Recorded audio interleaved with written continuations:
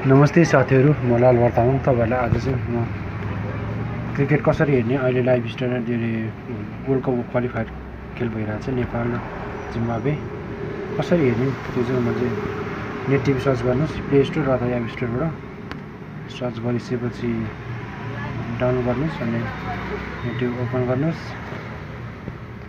त्यसपछि get start गर्नुस्।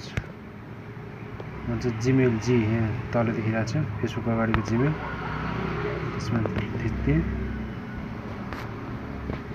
त्यसपछि युट्युब च्यानलबाट गरिदिउँ हेर्ने भनेको चाहिँ